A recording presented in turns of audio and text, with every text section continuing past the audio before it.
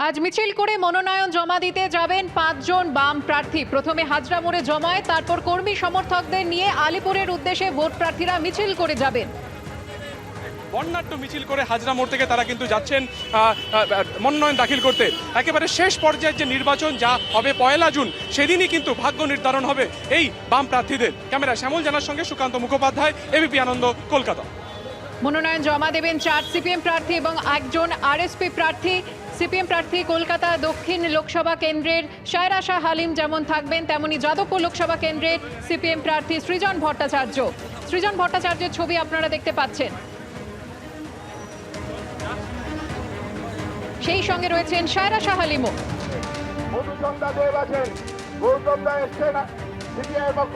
প্রতিকুল রহমান তিনিও রয়েছেন, ডায়মন্ড হারবার লোকসভা কেন্দ্রের প্রার্থী তিনি। সেই সঙ্গে মথুরাপুর লোকসভা কেন্দ্রের শরৎচন্দ্র হালদার ও জয়নগরের আরএসপি প্রার্থী সমরেন্দ্রনাথ মণ্ডল। তারা যাবেন আজ মনোনয়ন জমা দিতে। মিছিল করে মনোনয়ন জমা দিতে যাবেন তারা। প্রথমে হাজরা মোড়ে জমায়েত করা হবে, সেখান থেকে কর্মী সমর্থকদের নিয়ে ভোট প্রার্থীরা মিছিলে যাবেন আলিপুরের উদ্দেশ্যে।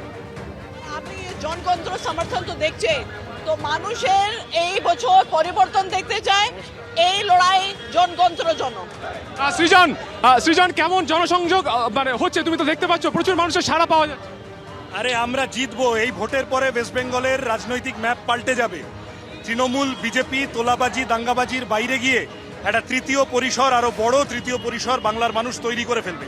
আমরা সবাই সেই লক্ষ্যেই এগোচ্ছি। আমরা কথা বলে নিলাম এই মুহূর্তে সৃজন ভট্টাচার্য এবং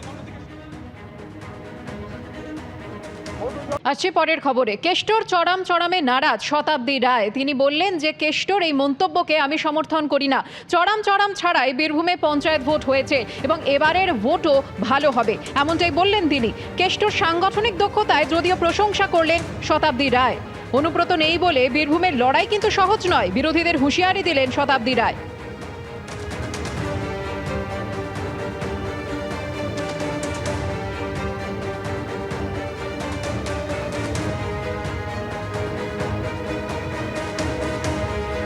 কেষ্টর চড়ামে নারাজ শতাব্দী রায়। অনুব্রত মণ্ডলের এই ধরনের মন্তব্যকে তিনি সমর্থন করেন না, স্পষ্ট জানিয়ে দিলেন। যদিও কেষ্টর সাংগঠনিক দক্ষতার প্রশংসা করলেন তিনি।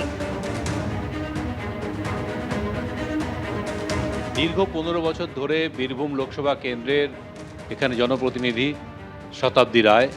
তার একাধিক পরিচয় থাকলেও এই মুহূর্তে তিনি জনপ্রতিনিধি হিসেবেই চষে বেড়াচ্ছেন নিজের লোকসভা কেন্দ্রে। আপনার তো অনেকগুলো পরিচয়, কিছু পরিচয় লোক জানেও না। সেটা হচ্ছে যে খুব ভালো আবৃত্তি করেন আপনি, এবং সেটা শুনেওছি আমরা, খুবই ভালো। এই যে গ্রামে গ্রামে ঘুরছেন, রাজনীতির শতাব্দী রায় আর একজন শিল্পী শতাব্দী রায়, কোনো পার্থক্য হয়? হ্যাঁ, নিশ্চয়ই। শিল্পী আর রাজনীতির ক্ষেত্রে মানুষগুলো এক, মানে মানুষ কেন্দ্রিক কাজ, কিন্তু মানুষের সঙ্গে ইন্টারাকশনটা একদম ডিফারেন্ট। যতদিন শিল্পী, যখন শিল্পী হিসেবে সিনেমা, যাত্রা যাই করুন, মানুষ অনেক দূরে থাকে, আপনি অনেক দূরে থাকেন। কিন্তু যখন রাজনীতির ক্ষেত্রে সেই মানুষগুলো অনেক কাছে আসে, সেই মানুষগুলোর সঙ্গে একদম এরমভাবে টাচ হয়, হাতে স্পর্শ পাই, সেইটা তফাৎ। কখনো চড়াম, কখনো গুড় বাতাসা। এবার সেই সমস্ত শব্দগুলো নেই, আবহটা পাল্টে গেছে। আপনার কি কিছু অন্যরকম লাগছে এবারে ভোটটা?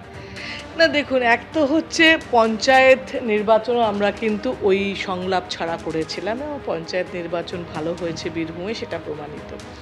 দ্বিতীয়ত হচ্ছে ওই শব্দগুলোকে কখনো আমি সমর্থন করিনি, যে জন্যে আমার মতবিরোধ কিছু থেকে গেছে, তার মানে আমি ওটা সমর্থন করি না। তো তার থেকে বড় কথা যে যেহেতু এই সংগঠনটাকে বললাম, সংগঠনটা এত তৈরি হয়ে গেছে, যে সংগঠনটা ওই মানুষটার প্লাস পয়েন্টগুলো, এখন যদি বলি, আমি যদি মাইনাস পয়েন্ট বলেছি এগুলো করেছে, এগুলো আমার পছন্দ নয়। প্লাস পয়েন্ট হচ্ছে সংগঠনটা তৈরি করেছে, প্লাস পয়েন্ট হচ্ছে এখানে প্রচুর নেতা বানিয়েছে, প্লাস পয়েন্ট হচ্ছে অনুব্রত মণ্ডলের যে যিনি পুরো দায়িত্ব নিয়েছে। মানে আজকে আমাকে যে ছোট ছোট সমস্যাগুলো ফেস করতে হচ্ছে, আমার সামনে এসে বলছে দলের নিজস্বতা কর্মীদের মধ্যে, সেগুলো আমার অবধি আসেনি, উনি করেছিলেন। তো সেইগুলো প্লাস পয়েন্ট। তো এখনও সংগঠন যেভাবে তৈরি আছে, মানুষের উচ্ছ্বাস যেভাবে তৈরি আছে এবং 2009 থেকে এখনো পর্যন্ত ভালোবাসা যেভাবে মানুষের অটুট আছে আমার প্রতি, মমতা ব্যানার্জির প্রতি, তাতে বলছি যে ভোট ভালো হবে। অনুব্রত মণ্ডলকে মিস করছেন না এই ভোটে? না না, মানুষ একটা কলিগ হিসেবে, আপনিও আপনার ক্যামেরাম্যানের সঙ্গে এতদিন যদি বীরভূমে এসে ফিরে যান, যাওয়ার সময় উনি আর অন্য জায়গায় অন্য চ্যানেলে জয়েন করে, তাহলে আপনি মিস করবেন। তো সেটা তো নিঃসন্দেহে মানুষ হিসেবে মিস করা তো আছেই, কিন্তু সংগঠনে মানে যারা ভাবছে বিরোধীরা যে অনুব্রত মণ্ডল নেই বলে বীরভূম খুব সহজ, একদমই নয়। ভোটের ক্ষেত্রে একদমই কোনো সহজ নয়। ভোটের ক্ষেত্রে আমরা এখনও একইভাবে শক্ত, তো মানুষ একটা যে আমাদের সঙ্গে এতদিন কাজ করে তার প্রতি মিস করা তো স্বাভাবিক। মানবিকতার জায়গা থেকে মনুষ্যত্ব থাকলে সেটা মিস করবই।